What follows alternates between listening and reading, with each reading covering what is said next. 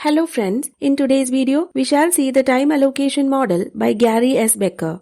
Gary Stanley Becker, in his paper A Theory of the Allocation of Time in 1965, revolutionized how economists understand household behavior. Before Becker, economists mainly studied how people spent their money. But Becker added another scarce resource into the picture, that is, time. He combined the Marshallian demand for goods with labor supply and household time use decisions. Marshallian demand shows the relation between price of a good and the quantity demanded at that price, keeping price of other goods and nominal income constant. So, by merging it with labor supply and time, Becker put forth the idea that people allocate not just money but also time to maximize utility. He created a unified theory that connects how we earn income, how we spend time, and how we consume goods, all within a single framework. Becker's goal was to provide a basic theoretical analysis of choice that includes the cost of time on the same footing as the cost of market goods.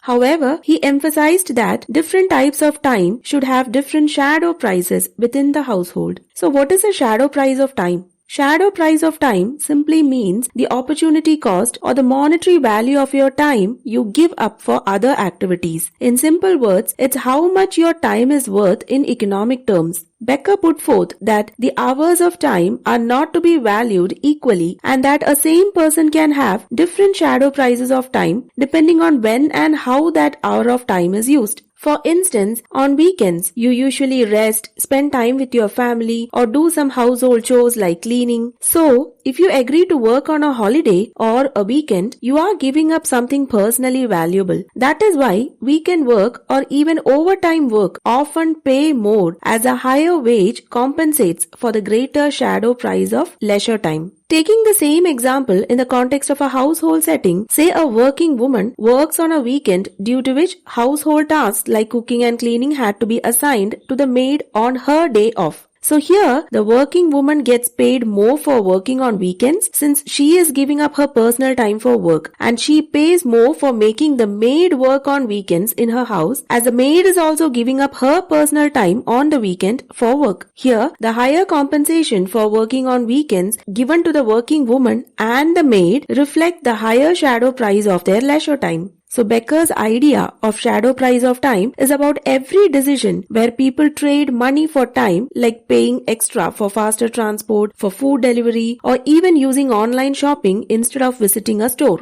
In all these choices, we are essentially putting a monetary value on our time. In short, Becker looked at the household as a mini factory where time and market goods like consumer durables, ingredients for food preparation are combined to attain utility, thereby integrating production and consumption into the theory and thus treating households as both producers and consumers. This approach laid the foundation for what we now call the new home economics developed further by Becker and Jacob Mincer. Let's imagine the household as a small production unit. In Becker's household production model, the household, which is considered as a single consumer, has a utility function that depends on two things: household produced goods and services such as cooking food denoted as Z1, cleaning denoted as Z2, washing clothes as Z3, childcare Z4, and all other activities as Zm, and time spent in leisure activities denoted as TL. Thus, in Becker's model, the households have a utility function which can be represented as U is equal to the function of Z1, Z2, Z3, etc. up to Zm and TL.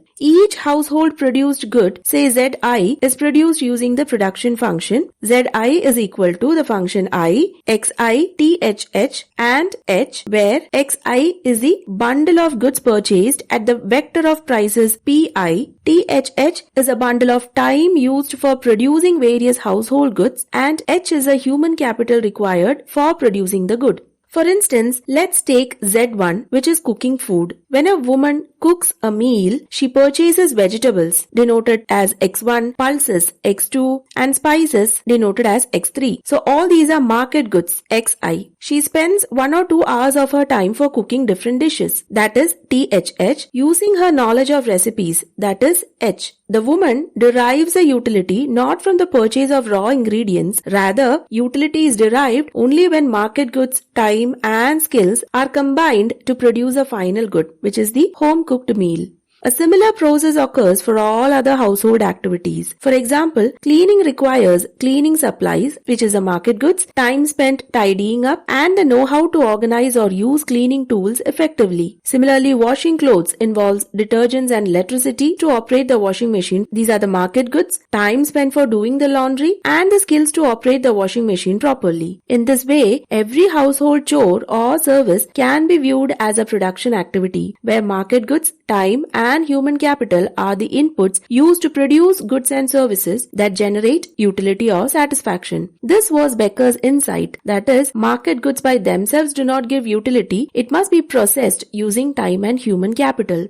However, Becker put forth three basic constraints that the households face: the income source constraint, income use constraint, and time constraint. The income source constraint shows how the households earn their income from working in the labor market and from other sources like rent, interest, even remittances, and this can be represented as M is equal to WI multiplied by TLF plus MO, where WI is the wage rate. For different types of time, TLF is the time spent in labor market and MO is the income from other sources. The income use constraint shows how the households spend their income and is essentially the same as in the neoclassical model. That is, the consumer cannot spend more than his or her available income on purchasing inputs. Hence, the consumer faces a budget constraint, and this constraint can be represented as PIXI is less than or equal to M. And the time constraint shows how the household allocate their time for producing various goods and services in the household and is represented as total time is equal to TLF plus THH plus TL, where TLF is the time in the labor market, THH is the time spent for household production, and TL is the leisure time.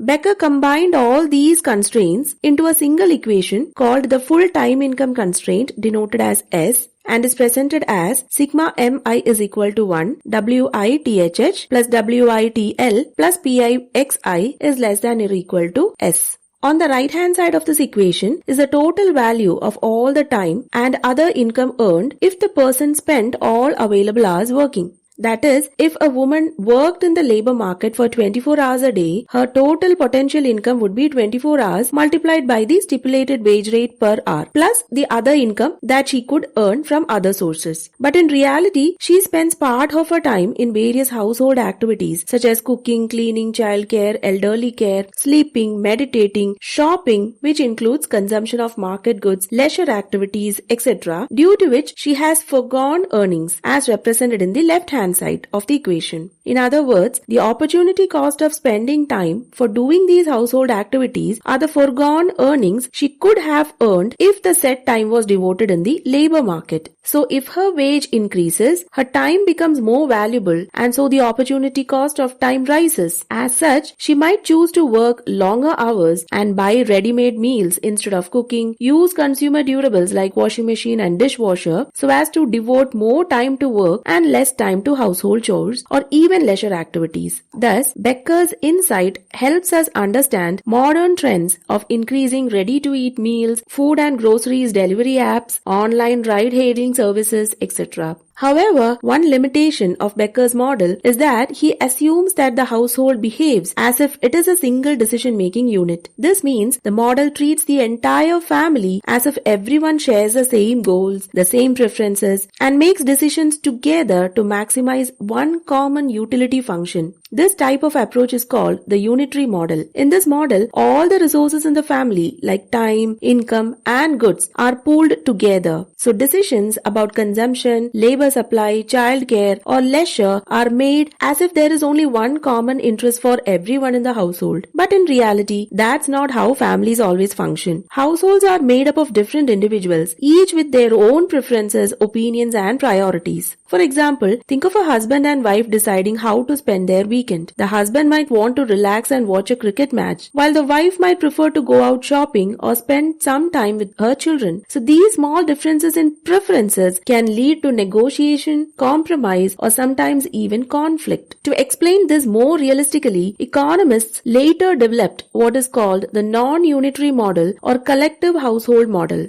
These models say that household decisions are not made by a single common utility function but are instead the outcome of bargaining or negotiation among family members. Each member of the household has their own utility function. In other words, each member has their own sense of what makes them happy, and their ability to influence decisions depends on their bargaining power. Bargaining power can depend on things like how much income each person earns, who contributes more to household work like childcare or elderly care, or even gender roles and cultural expectations. For example, in traditional families, even if both husband and wife earn similar incomes, cultural expectations still lead to the woman doing more domestic work or taking the main responsibility for childcare. This shows how social norms can shape bargaining power inside the household, implying intra-household allocation of resources.